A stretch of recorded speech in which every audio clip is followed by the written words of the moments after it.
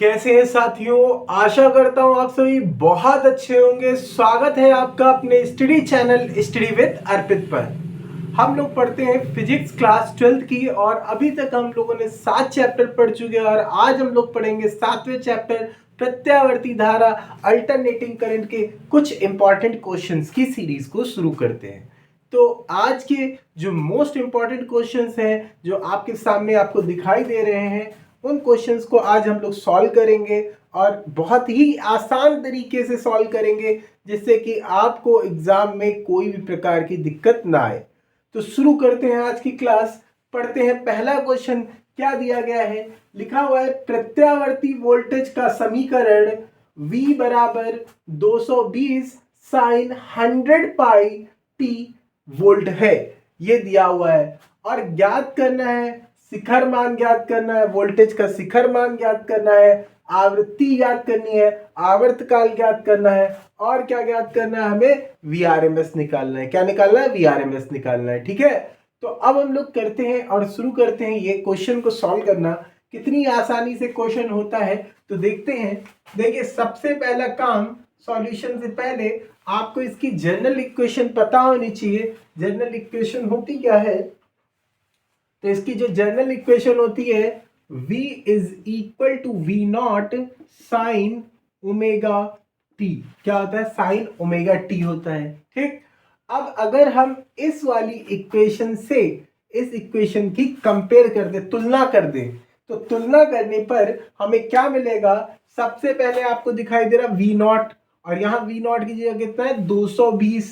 तो क्या हो गया? V नॉट की वैल्यू कितनी निकल आई? 220 और इसी को ही बोलते हैं शिखर मान बोलते हैं या अधिकतम मान बोलते हैं। तो पहला आंसर तो आपको ऐसे ही मिल गया कि V naught is equal to कितना हो गया? 220 वोल्ट लिख देंगे क्योंकि इसकी यूनिट होती है वोल्ट। फिर उसके बाद कंपेयर करते हैं आगे। तो साइन और साइन आपको दिखाई दे रहा है, यहाँ ओमेगा लिखा है, यहाँ 100 पाई लिखा है, यहाँ टी लिखा है, यहाँ टी लिखा है। तो आप देखिए दूसरी चीज आपको क्या मिल रही? ओमेगा। तो ओमेगा इज इक्वल टू कितना? 100 पाई है। क्या है? 100 पाई। ओमेगा की वैल्यू कितनी है? 100 पाई।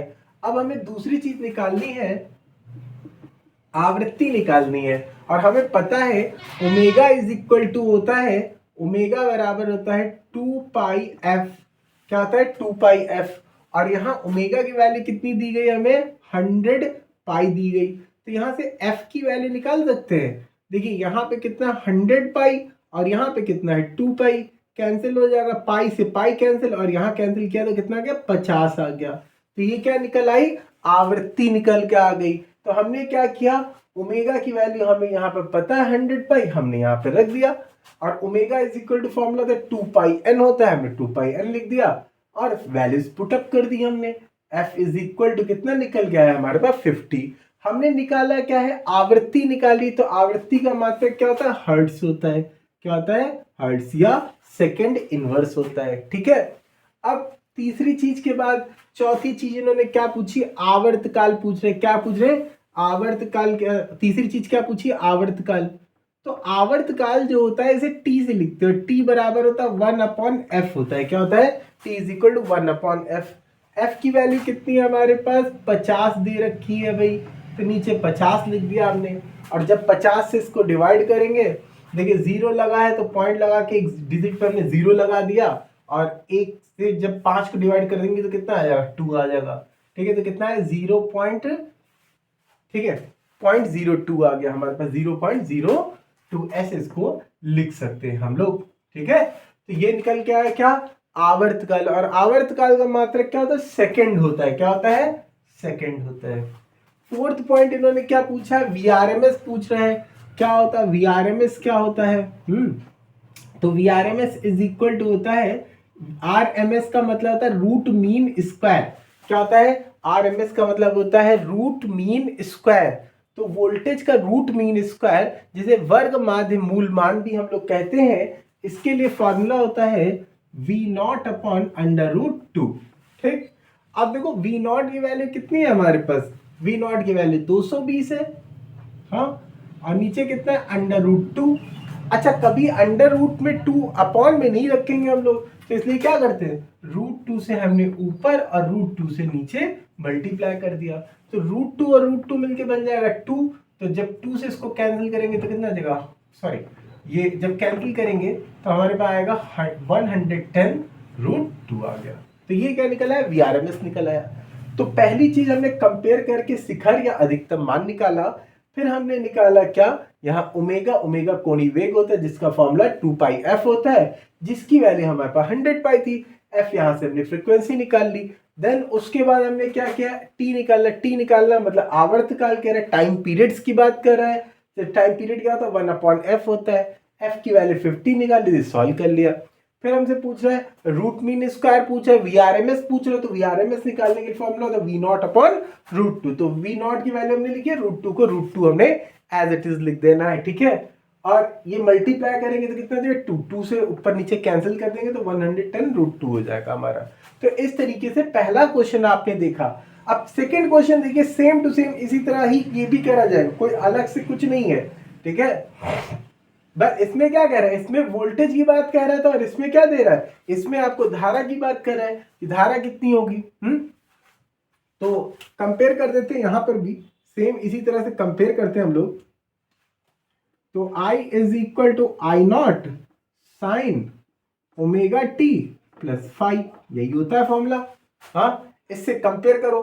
तो जब कंपेयर करोगे तो I0 की वैल्यू, पहली चीज आपको दिखाई दे रही है I0, तो I0 की वैल्यू कितनी हो गई, 4। तो आपको सीधे सीधे दिखाई दिया I0 की वैल्यू कितनी आ गई, 4। निकालना क्या था, शिखर मान। तो शिखर मान क्या है, ये धारा का शिखर मान, इसको भी I0 से लिखेंगे। और धारा का मात्रक क्या होता है, एम्पियर, तो हमने एम्पियर लिख देना है, ठीक है। फिर दूसरी चीज हमने क्या निकालनी है, दूसरी चीज निकालनी है हमें आवृत्ति। फिर वही फॉर्मूला, यहाँ ओमेगा है और यहाँ पर कितना है, 200π है, हमने 200π लिख दिया। ओमेगा की वैल्यू अभी अभी आपको बताई थी 2πf होती है, 200π लिख दिया। 2π से ये कैंसिल हो जाएगा, बचेगा f की वैल्यू कितनी, 100 आ गई। और यूनिट क्या होती है, हर्ट्ज होती है, ठीक।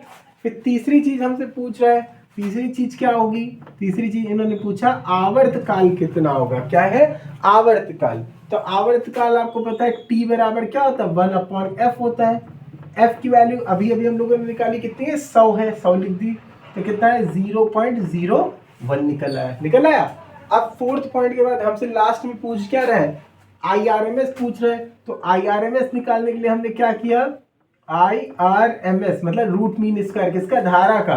और इसका फॉर्मूला होता है I0/√2। अब I0 की वैल्यू कितनी है, यहाँ पर I0 की वैल्यू है 4 और √2 हमने नीचे लिखा। हमने बताया √2 नीचे नहीं लिखते, तो ऊपर नीचे हमने √2 से गुणा कर दिया, ठीक है। √2 का 2 से गुणा करेंगे 2 आ जाएगा, 2 से ऊपर कैंसिल हो जाएगा, बचेगा इतना 2√2 निकल आएगा। क्या निकल आया, 2√2 निकल आया। तो इस तरीके से हमारे पास दोनों क्वेश्चंस सॉल्व हुए।